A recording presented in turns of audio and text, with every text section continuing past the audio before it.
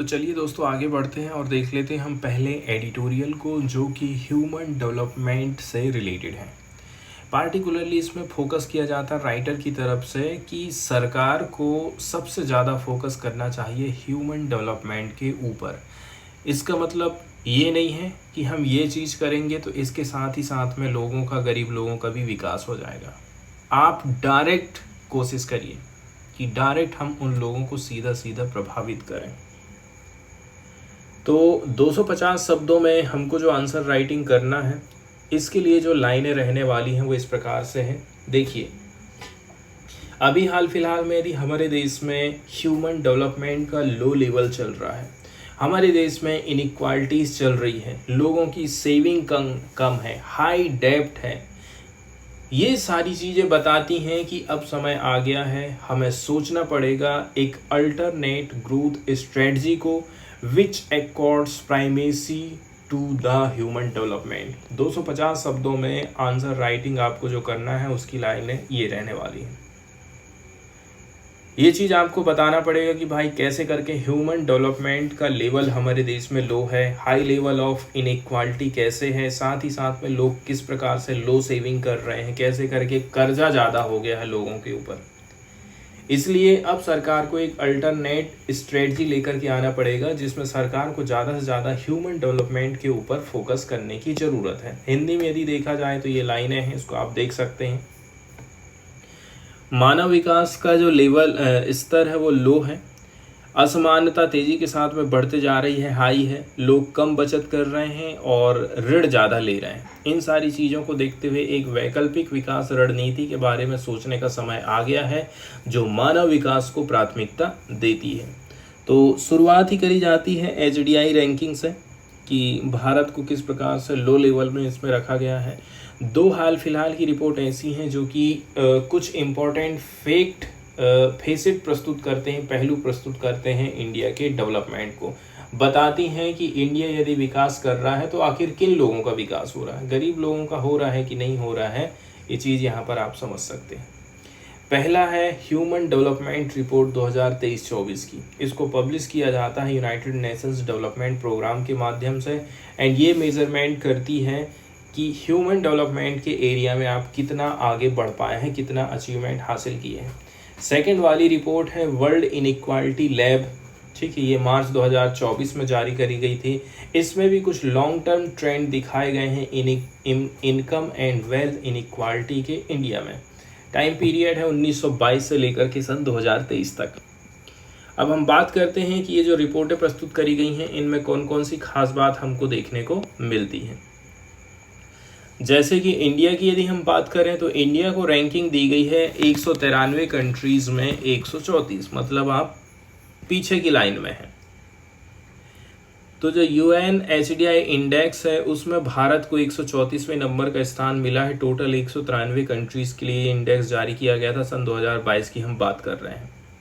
लेकिन 2021 से हमने इम्प्रूवमेंट लाया है। उस समय में हमारी जो रैंकिंग थी 135 थी, अभी हम 134 में आ गए हैं।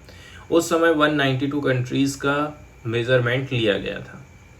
अब देखिए कितना पॉइंट इंक्रीज हमको देखने को मिला है। HDI वैल्यू में 0.644 था 2022 में, 2021 में यह था 0.633। तो बहुत ज़्यादा कहना चाहिए इंक्रीज देखने को नहीं मिला है। इसका मतलब ये है इंडिया की जो रैंकिंग रखी गई है वो मीडियम ह्यूमन डेवलपमेंट कैटेगरी में रखी गई है। और इसमें और कौन कौन सी कंट्रीज आती हैं आगे हम देखने वाले हैं। 1990 से 2022 के बीच में इंडिया ने विटनेस किया था HDI की वैल्यू में, HDI की जो वैल्यू थी उसका कितना था आंकड़ा, 48.4% था। और देखिए ये 0.434 था 1990 में, और ये बढ़कर के 0.644 हो गया सन 2022 में। लेकिन इंडिया जो है थोड़ा सा अप हुआ है रैंकिंग के मामले में यदि हम 2021 से तुलना करते हैं तो, लेकिन फिर भी हम भूटान, बांग्लादेश, श्रीलंका और चाइना जैसे कंट्रीज से पीछे हैं। इसलिए ये हमें सोच विचार करने वाली बात ये है। हम मीडियम ह्यूमन डेवलपमेंट वाली कैटेगरी में आ गए और इसके अंतर्गत म्यांमार, घाना, केन्या, कांगो, अंगोला जैसे गरीब कंट्रीज़ हैं और हम भी उसकी कैटेगरी में आ गए हैं। इंडिया ने इम्प्रूवमेंट रजिस्टर्ड किया है किस मामले में? जेंडर इनइक्वालिटी इंडेक्स में। इसमें हम कुछ बेहतर कर पाए हैं। 2022 में इंडिया को रैंकिंग मिली थी 108, टोटल 193 कंट्रीज़ का ये जारी किया गया था, जबकि 2021 की बात करें तो इसकी जो रैंकिंग है 122 थी 191 कंट्रीज़ में। फिर भी देखा जाए इंडिया में लार्जेस्ट जेंडर गैप देखने को मिलता है हमें हमारे लेबर फोर्स पार्टिसिपेशन रेट के माध्यम से। As there exist a 47.8% difference between women and man. आप देखिए कामकाजी पुरुषों की अपेक्षा कामकाजी महिलाओं की संख्या कितनी है? 100 में 76 पुरुष हैं और 28% मात्र महिलाएं हैं। इसलिए बोला जा रहा है कि जो जेंडर गैप है ना हमारे देश में ज़्यादा है। अब हम बात करते हैं ह्यूमन डेवलपमेंट इंडेक्स की, ह्यूमन डेवलपमेंट की। तो अगला जो पॉइंट यहाँ पर उठाया जा रहा है वो है इनइक्वालिटी का। इनइक्वालिटी में हम देखेंगे कि भाई जो अमीर लोग हैं वो अमीर होते जा रहे हैं, गरीब लोग गरीब होते जा रहे हैं। यदि हम कंट्रीज़ में इनइक्वालिटी की बात करें तो जो upper end lower ends of the HDI है ये start to increase each year since 2020 से ही बोला जा रहा है ये जो HDI है वो इंक्रीज़ होना चालू कर दिया है। अपर एंड जो लोअर एंड्स है HDI का, हम देखते हैं कि जो इकोनॉमिक कंसंट्रेशन है मतलब almost 40% of global trade in goods is concentrated in three और फ्यूअर कंट्रीज़। इसका मतलब ये है कि जो ग्लोबल ट्रेड है और उसका जो वैल्यू है 40% हिस्सा बड़े बड़े देशों तक ही सीमित है, बाकी के कंट्रीज़ का तो कोई योगदान ही समझ में नहीं आता है।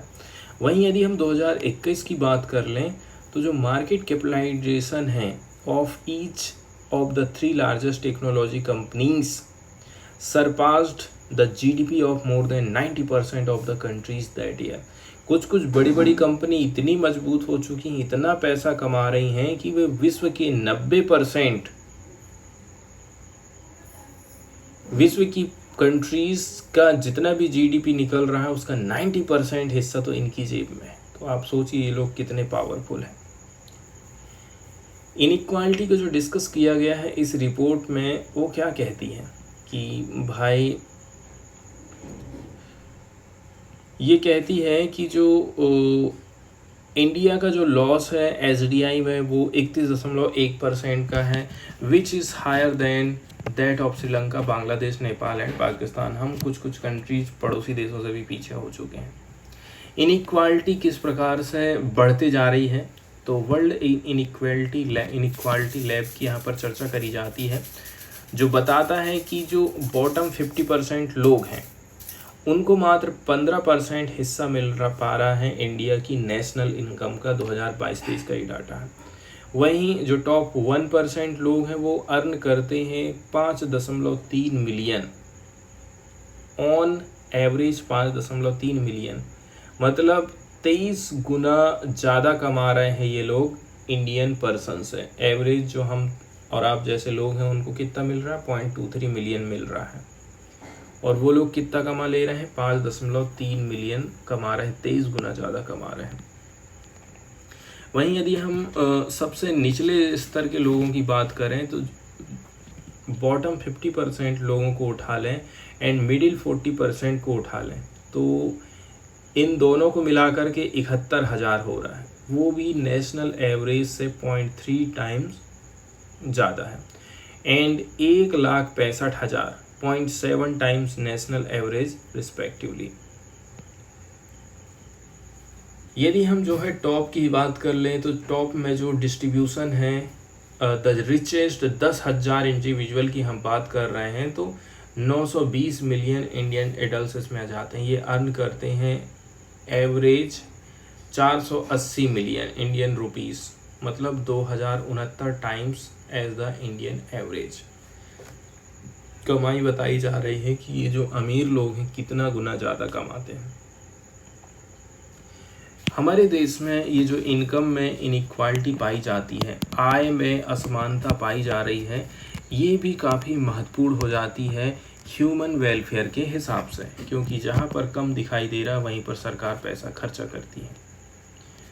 यदि हम विद इन टॉप 10% की बात कर लें तो जो ग्रोथ रेट है rise with the rank indicating that those at the very top benefited much more than other.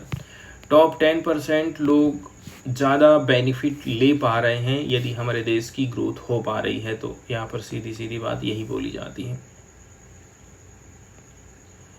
अब इसके असर की बात करी जाती है, यदि ऐसा हो रहा है तो इसका असर क्या हो सकता है, कौन इससे प्रभावित होने वाला है। देखिए, यदि जो ग्रोथ है ज़्यादातर अमीर लोगों तक ही यदि कंसंट्रेटेड हो जाती है, टॉप लोगों तक ही कंसंट्रेटेड हो जाती है, तो जो पेस ऑफ इकोनॉमिक पोलराइजेशन है वो बढ़ने लग जाता है, eventually resulting in the emergence of two classes and haves and have not. दो क्लास उभर करके सामने आएगी, ऐसे लोग जिनके पास सब कुछ है और ऐसे लोग जिनके पास में पहनने के लिए कपड़े तक नहीं है, अच्छे कपड़े खरीदने के लिए पैसे तक नहीं है। अब अगले जो चीज़ यहाँ पर उठाई जा रही है वो है कि भाई कितने लोगों जो है ऋण से ग्रसित हैं, कितने लोग लोन में डूब रहे हैं, कोई फांसी लगा के मर रहा है, इस प्रकार का। तो एक हालिया रिपोर्ट आई थी दिसंबर 2023 तक, भारत में जो हाउस होल्ड डेब्ट का लेवल है काफ़ी हाई रहा था, जीडीपी का 40%, दिसंबर 2023 का ये डाटा हम देख रहे हैं। वहीं जो नेट फाइनेंशियल सेविंग है लोगों की, वो उसमें गिरावट देखने को मिली, 5.2% पहुंच गई है ये जीडीपी का। देखिए, कर्जा तो जीडीपी का 40% है और सेविंग मात्र 5.2% ही कर पा रहे हैं। यदि हम हाउस होल्ड डेब्ट का एनालिसिस करते हैं ना, तो इसमें पता चलता है जो अनसिक्योर्ड पर्सनल लोन है लोग सबसे ज़्यादा ले रहे हैं एंड एक्सपीरियंस करते हैं most rapid growth followed by secured डेब्ट, agriculture loan and business loan.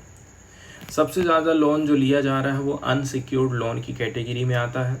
इसके बाद है सिक्योर्ड डेब्ट है, फिर एग्रीकल्चर लोन है, फिर बिजनेस लोन के अंतर्गत आ जाता है।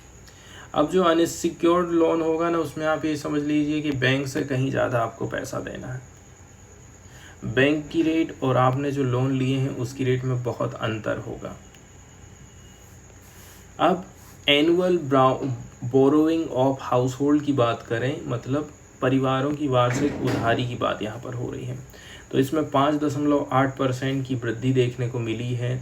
ठीक है, मतलब जीडीपी का 5.8% रहा 2022-23 में, जो कि सेकंड हाईएस्ट लेवल माना जाता है इंडिपेंडेंट इंडिया में।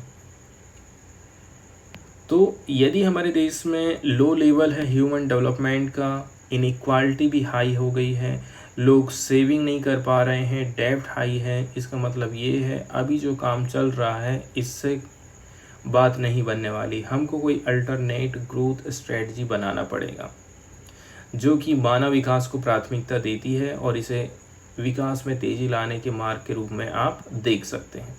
तो इसके लिए आपको एक अच्छी राजनीतिक शक्ति की ज़रूरत है।